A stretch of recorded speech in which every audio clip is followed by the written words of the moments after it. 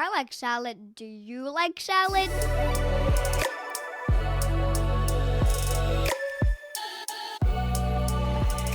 Hi, I'm Hostion Ho. I'm living in Vancouver, BC, Canada, unceded territory of Musqueam, Squamish, and Tsleil-Waututh nations.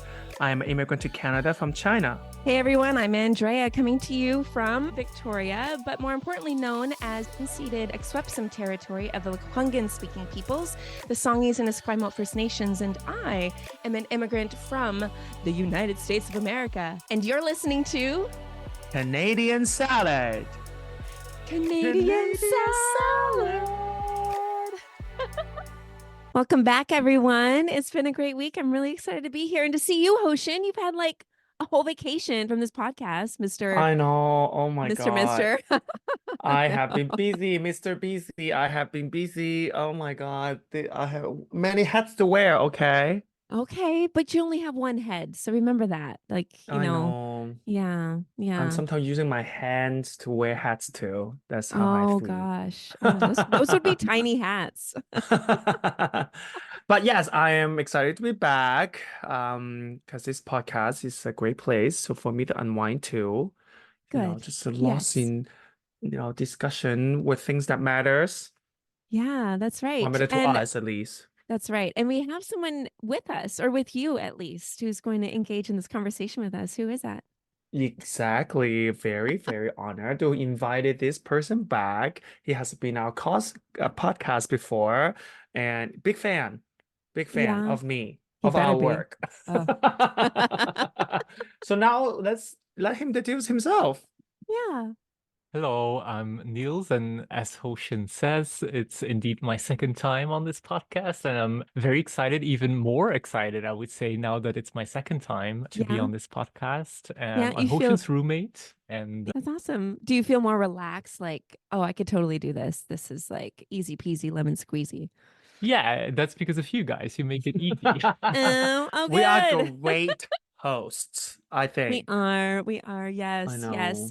Well, and Hoshin told me that actually you're really passionate. Maybe passion's not the right word, but you really are engaged, or at least you know a lot about politics, which is what this episode is about. Would you say that's true, Niels?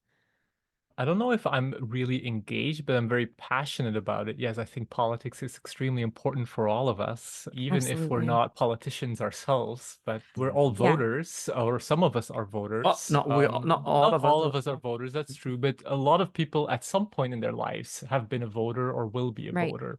Right. So in Yeah. that respect, I think it's very important for all of us. Yes, and in politics, is involve every part of our lives.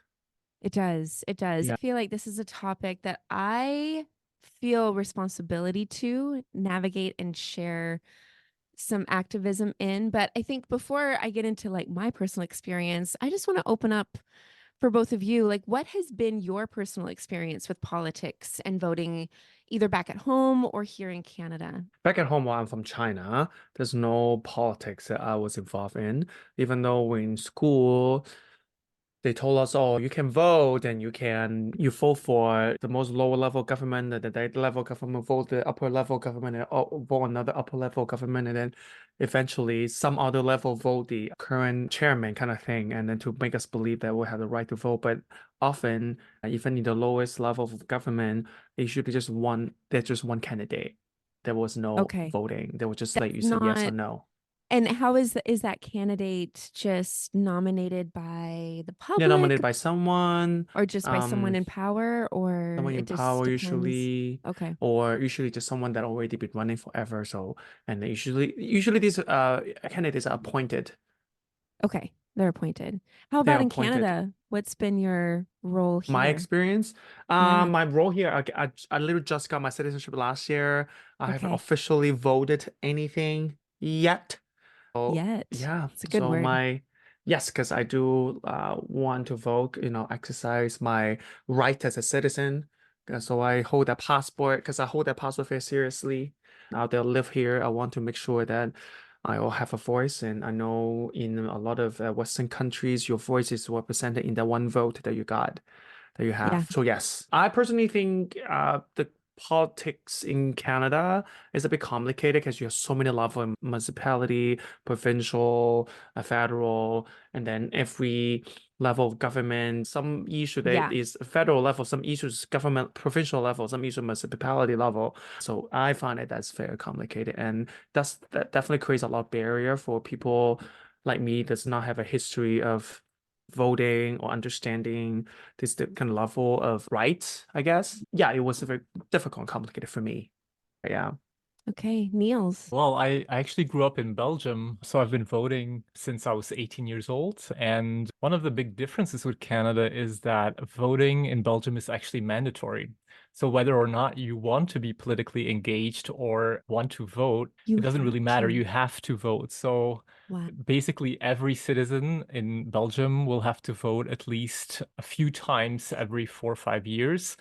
And a little bit similar to Canada, we have to vote for 4 different levels. So municipal, regional, federal, and European level. So that means that actually you vote quite a lot, and especially also because it's mandatory. So I think that because at some point during a period of 4 years, you have to make a choice, people do, or people are kind of like forced to think about it at least a little bit. Yeah, While here, I think people have that choice to completely disconnect from and just not go voting. completely. Yeah, that's interesting. That mandatory engagement, I mean, at least you get the people's voice, I guess, maybe is heard, would you say, if you're actually requiring that people do it? Yeah, and I think it's also a little difference in the way you look at voting. I think in Canada, voting is mostly considered a right, while in, for instance, Belgium, voting is considered a duty as a A citizen. law. Mm, You must vote. true. Interesting. I Yeah. think that changes to be honest, I think that changes dynamic how you see it. Like a right and a duty. Like you have that duty for your country, for the place, for the freedom that you enjoy, rather than a right, oh, I can easily toss it. I don't have to care. Yeah. I Mm-hmm. think that changed the narrative for sure. Mm-hmm. Yeah. What about you, Andrea? What is your take? What's your experience? Well, so I know that for myself, there was always this quote that was kind of thrown around election times, and it still is. It's the quote is bad politicians are elected because good people don't vote, which creates this kind of obligation that if you aren't proactive, then you will see corruption happen in the government. And that's a whole we won't get into all that.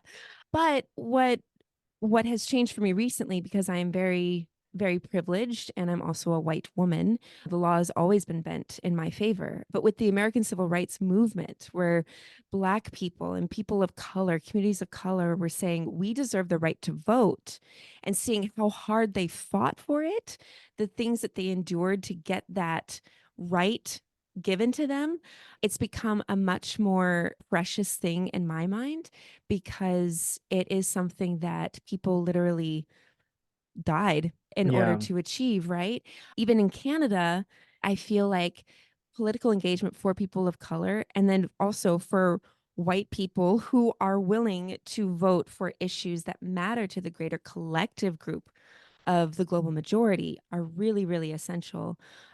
Because honestly, I think the unengagement does sometimes allow and make ways for terrible people to get voted in. Moving forward, defining politics also is kind of a tricky place, because I think from all of us, we have these three different maybe perspectives or understanding of what politics is.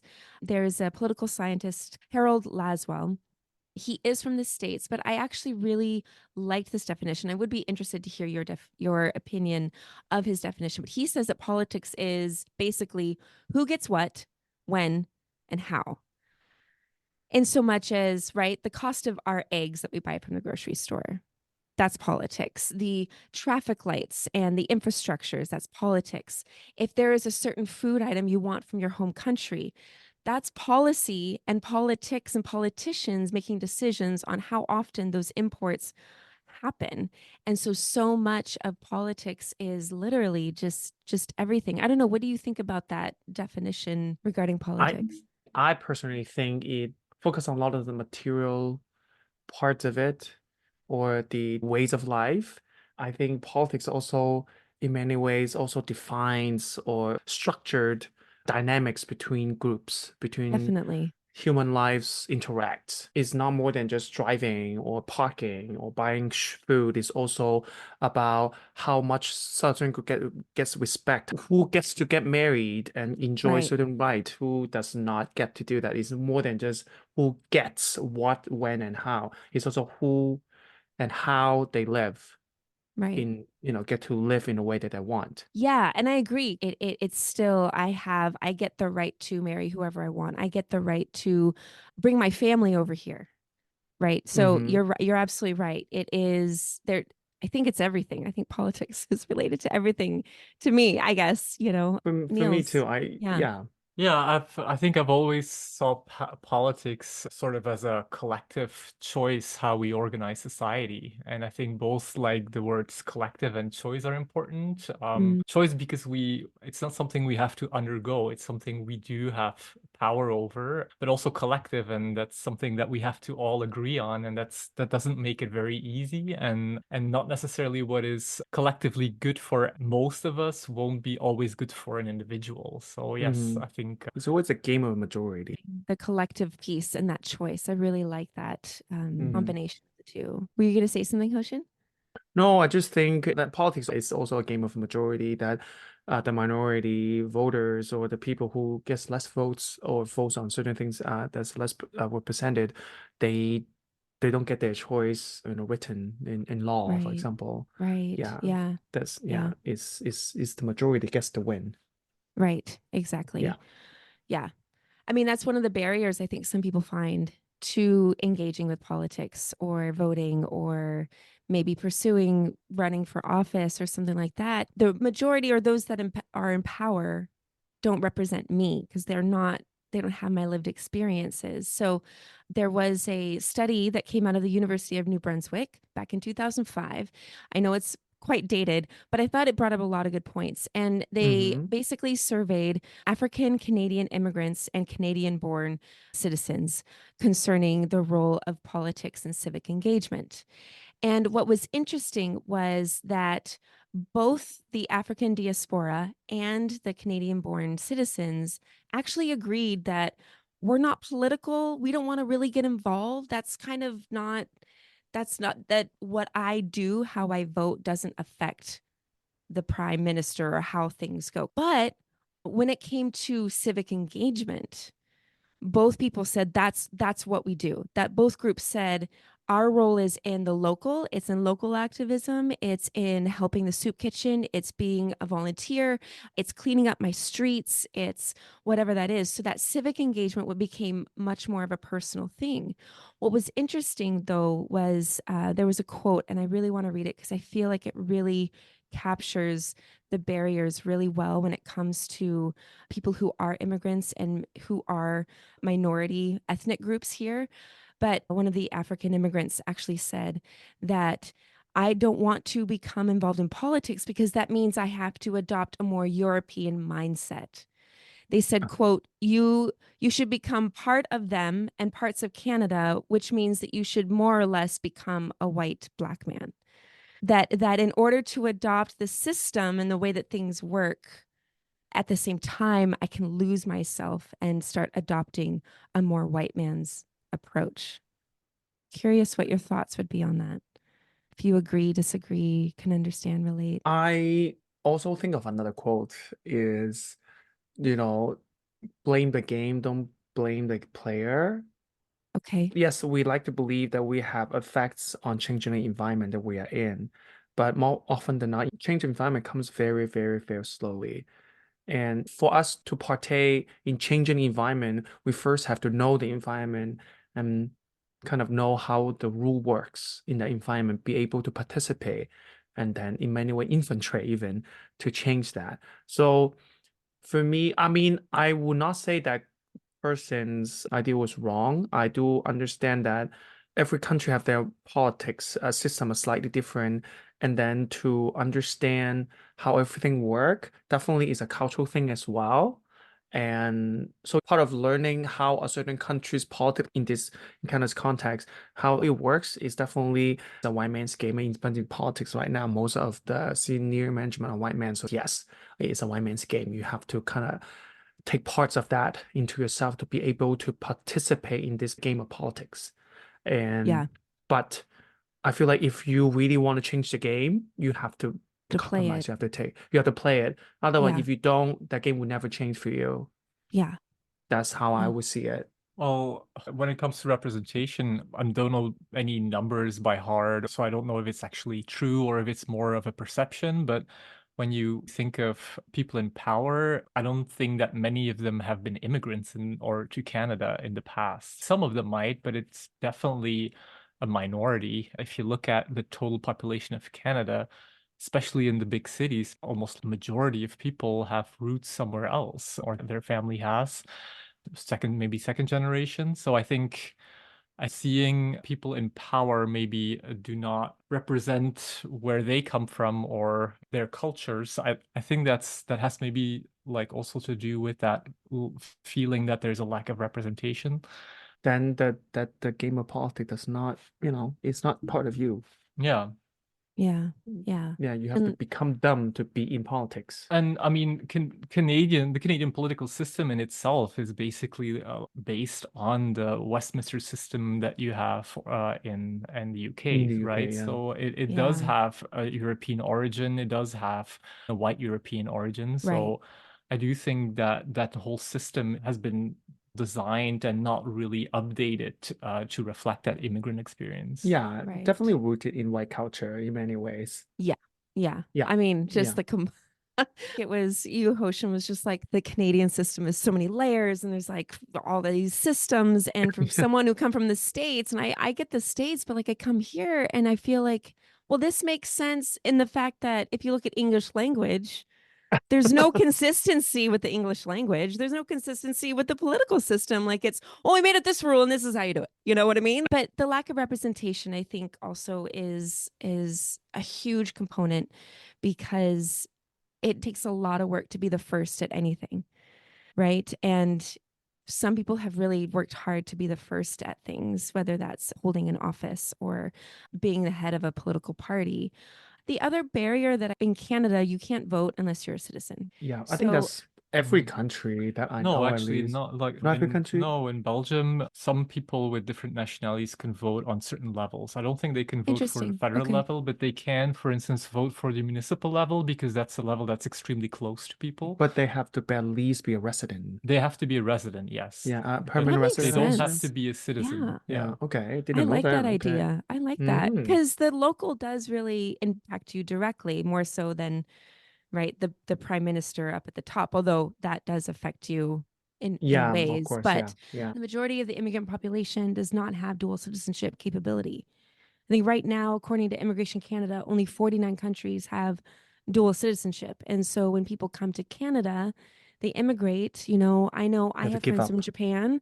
Yeah, you Yeah. have to give up that. And you've already given up a lot to give that up. Yeah. That's also, so that's a barrier for people to not maybe be engaged because I don't want to lose that in addition to my traditions, my religion, my culture, my family, all of these pieces.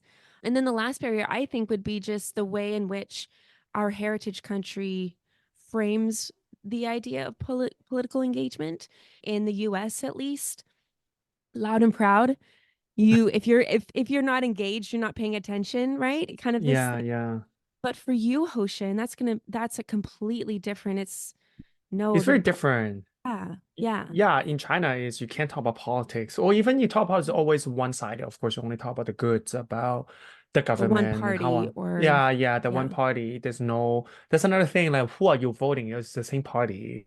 I don't understand the so-called politics and voting in China. There's technically voting, but you're voting for the same like what is yeah. but anyway, I it's like not your for me to mustache. You get to be elected. Your like comb and overs go nice. Yeah. yeah, especially now the chairman is for life. So it's literally like empire kind of system now. Yeah. Once you like the One and chairman, done. you will be there until you die. So what is the Mhm. voting for? I don't Mhm. understand. But because of that, of course, that it really discouraged me to, participate in politics because this is very, there's nothing happening there. Right. And for me to come to Canada definitely takes a lot more out of me to understand, to participate politics. So I think that is another barrier, as you just mentioned, because my country of origin has not make it easy for me to participate in it. Yeah. Right.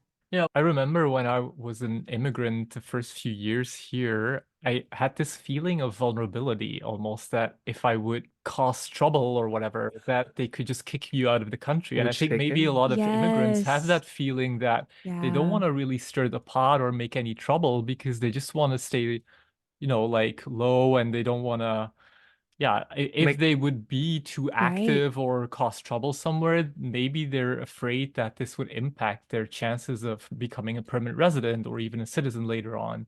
So I Right. think they have, like immigrants have a certain, like feeling of vulnerability that maybe prevents them from being more engaged in activism.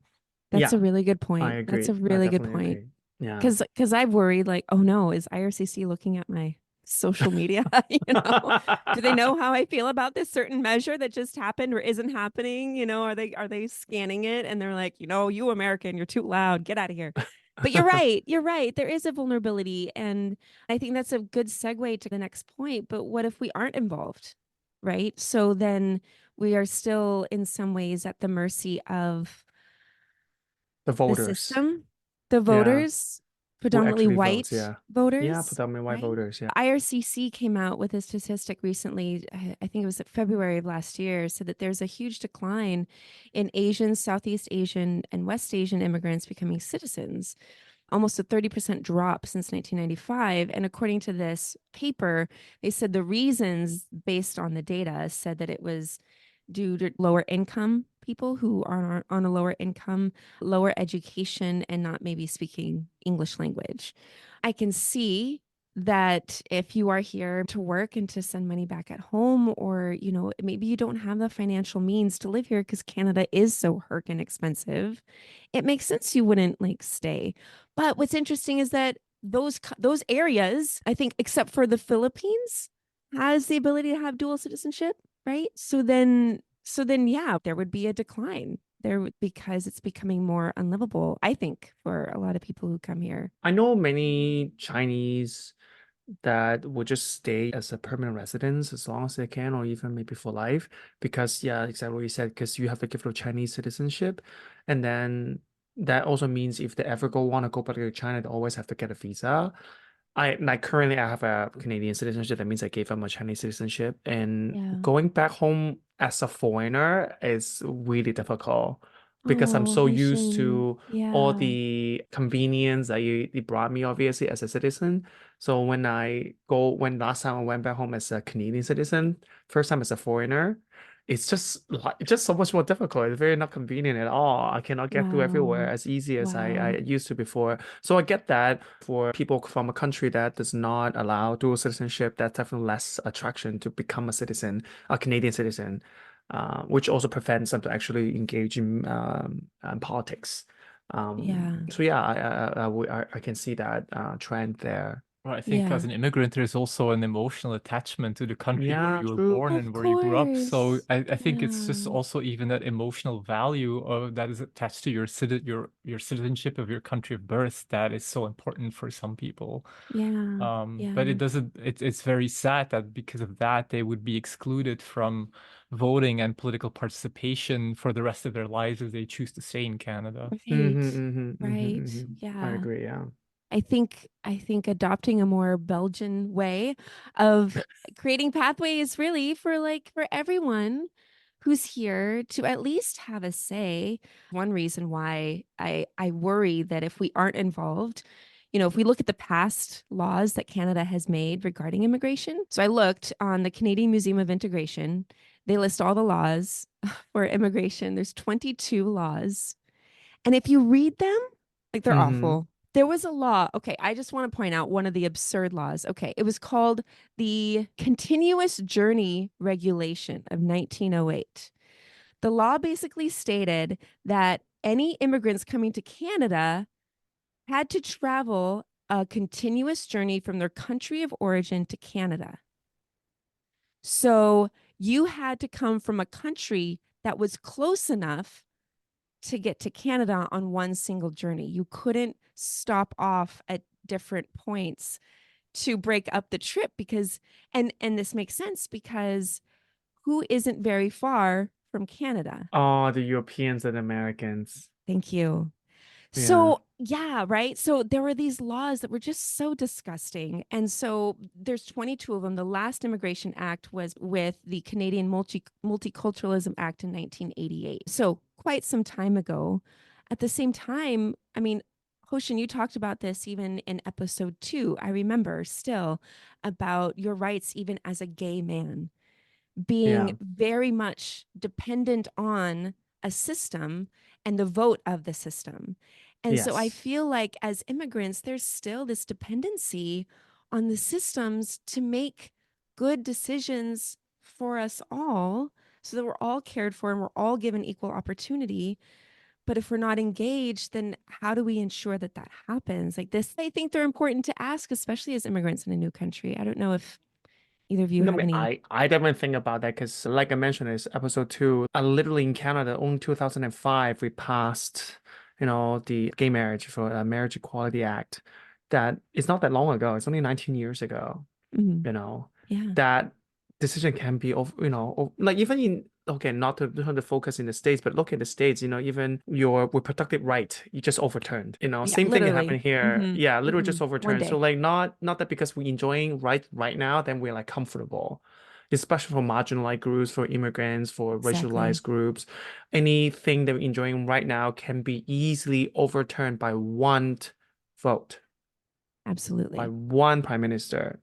Yeah. So I think is every vote, every time there's an election, I think all of us should see as a life and death moment. Maybe that's maybe a bit dramatic, but sometimes it can be really that case. It Yeah. really can be war even. Because at one election, you chose some crazy people in the office and they decided to start a war. Right. That so it actually can mean life and death. Yeah, it can. It can. So I think we Yeah. should not to be too comfortable when it comes to voting and think, oh, someone else, my vote doesn't really matter. And it's always been this Mhm. way for 19 years now, ever since 2005, as a gay man, I'm enjoying it right for 19 years now, and it will continue. Like, do not think, I think that's too naive to Yeah. think. Yeah. I completely agree. Niels? Well, I also think that things can, slowly decline over the years. I Yeah. mean, anybody who has been in Canada for a little bit knows that we have a huge housing crisis and a healthcare crisis. So these are two really important things for most people. I mean, Yeah. anybody will deal with housing and at some point will need healthcare. And like in my experience, those have slowly declined over the years. And I think if we are not engaged as people to try to change that, I mean, we basically have no choice because otherwise, I don't know Yeah. where it's gonna end.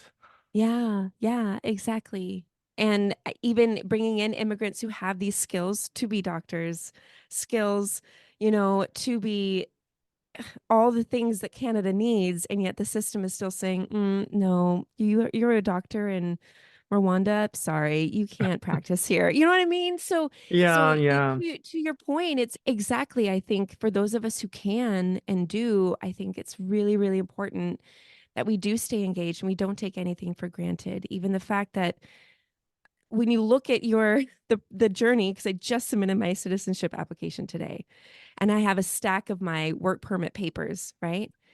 And my whole What?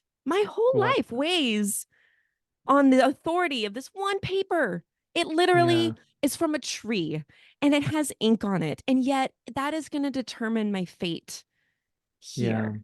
And so exactly. it does expose the vulnerability, like both of you are saying.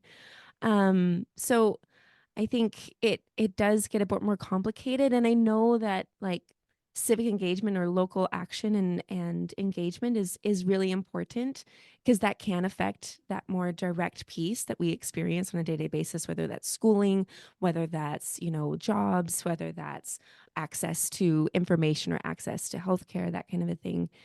To wrap up, I guess, where do we go from here? I'm sincerely am asking that because I have my own 2 cents. Like I want to stay engaged and as responsible as I can even with two citizenships, if I am granted citizenship in Canada, that I feel like I bear responsibility to Canada and to the United States. And I know that's not something that a lot of people share. But I do see what's happening in the States, and I don't want things to transpire in Canada the way that I've seen them happen there. What are your thoughts? I would love to hear your thoughts on where do we go I th- next? I think we need to know, we need to remind ourselves that voting is important. I think a lot of us see politics as just like far complicated, very complicated, and it's this big topic that it's hard to kind of just put your head into it. You do need a lot of research, understand the, good and bad. We really have to spend so much time and energy to know. But it's also an important thing to know. It's really important to keep informed, keep up with the news, keep up with what's happening, because eventually if there's bad thing happening everywhere, someday you will be the victim of that. And I Yeah. think we have to keep reminding ourselves that you one day will fall into victim of this loss if you do not participate in politics. Mhm. And the other sense I also want to give is, as you also mentioned about civil engagement, like, yes, I know, understand maybe not many people because they're not citizens or they don't want to be a citizen. There's other forms of civil engagement that in many ways can affect this political climate. For example, as you mentioned, like volunteer and maybe do join some NGOs, and that for a certain cause, On the raise board at your awareness. school. Yeah. Yeah, like the support volunteer for a candidate, because I know during election season, a lot of these candidates and these government parties are looking for volunteer to help them do that. For example, Yeah. if you're afraid of going to protest, understand that vulnerability we all share. Again, you can just go to help Mhm. these organizations or the MP that you wanna get them elected. That you can. There's so many things you can actually do without actually directly engaging in it, that can help change the environment, can help promote whatever cause that you believe in. Right. And And we I can think, lift each other up in, if we do know of someone who might be a first generation or second generation immigrant who is running for office, right? Like we can do their campaign, even indigenous leadership. I feel like that's a huge piece too, that as immigrants we can really amplify and support indigenous people who are rising up and who are taking those higher positions of power. I think that that's also a huge way to ensure a better way forward and a better future is through, yeah. indigenous perspectives and indigenous way of life and thinking. So yeah, I agree. Neil? I mostly agree with that. I think if you are able to vote, please vote, because that's the only way to change things on maybe short term. But yes, on the long term, if you can vote, or even if you can vote, there's lots of other ways for civic engagement. And they don't have to be super spectacular. You can really let your voice be heard or make small differences in society by the things you do in your job or in your sport club, or even by just talking with people and trying to engage with different opinions, speaking out for your opinion, so other people might be convinced of a cause that is dear to you. So I Yeah. think there's many small True. ways of engaging as well. I also think as immigrants, we often bring really different perspectives to the table, and I think that's Yes. actually something maybe Canadians or Canadian-born citizens maybe are glad to hear. Yeah. That's true. Yeah, this is a big topic. I feel like when I was researching it, I was like, this feels like feminism, because it's such a big word and it means so much. And it has a lot of complex layers, I think, because of the ways in the places we all come from, but also the systems that we are Yeah. now in. So I feel like they are scratching the surface, but we will down the road, maybe closer to the election, maybe we'll talk more about and maybe highlight some immigrants who have taken office and the trajectory that they've been on and the things that they've been able to do for the collective good. But it is Canadian salad quiz, pop quiz. So I'm going to ask both of you a question, and Niels, you don't know the answer, and Hoshin, you don't know the answer, and I don't know the answer, but I think you'll probably get this. Niels might, especially because he's like passionate about politics, so he'll probably know this answer. Okay. What is So the question? okay, here's the question. Do you have to be born in Canada to be eligible for running for prime minister? The answer is no. Niels? I also would say no. I think you just have to be a citizen and maybe a certain age requirement. I'm not sure. You have to be Ding, under a ding, ding, certain ding, ding, age. ding, Yeah, ding. You're right. You don't have to be born here, which is awesome, which I is an know. encouragement.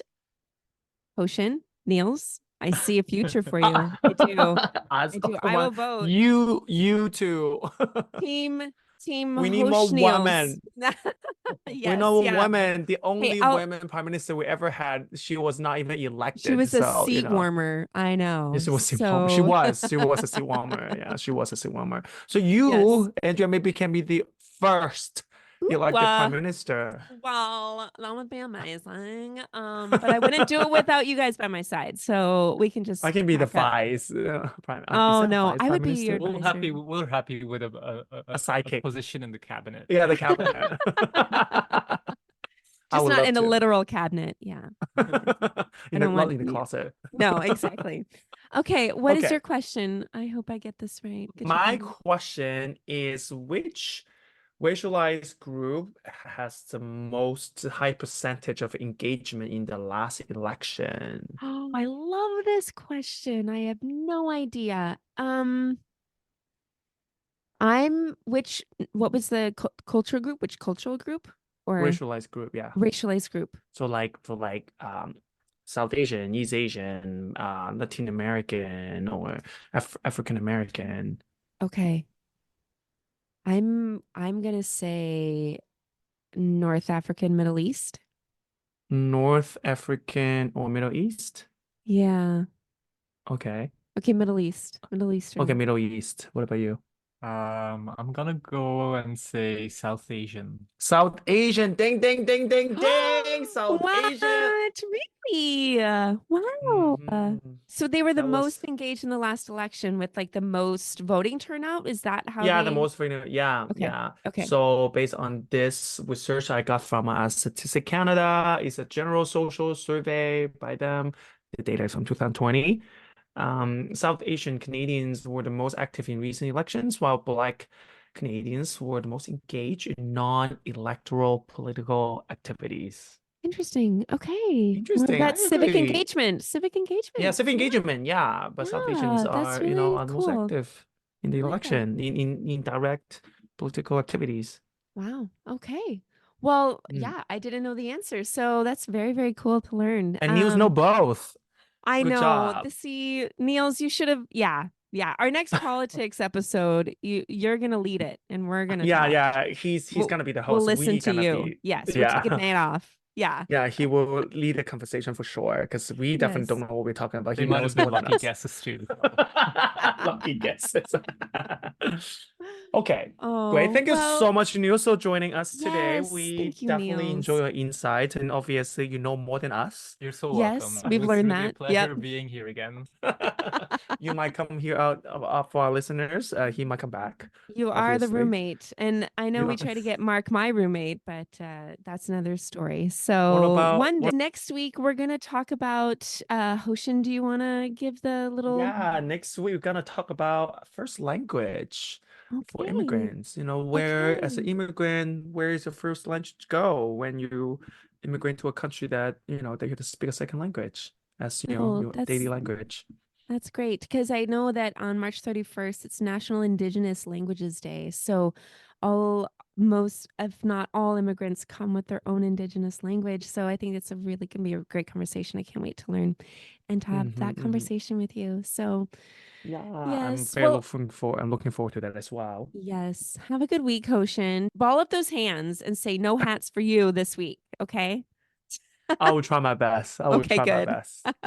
All Okay, right. And yeah, and everyone, please leave us a review on Spotify or iTunes or wherever you listen to your podcast. Make a comment on our Instagram. That's how we get more viewers. It's how we get this beautiful platform out there more to the masses. Please do, and let us hear from you. hello@canadiansalad.ca. We'd love to hear maybe what your choices are about politics and your experiences have been. We'd love to hear that. So do drop us a note, and we will talk to you soon. bye. Bye. Canadian Salad is written and produced in British Columbia, Canada by Hoshin Ho and Andrea McCoy. Theme music is by Naver Avetyan from Pixabay.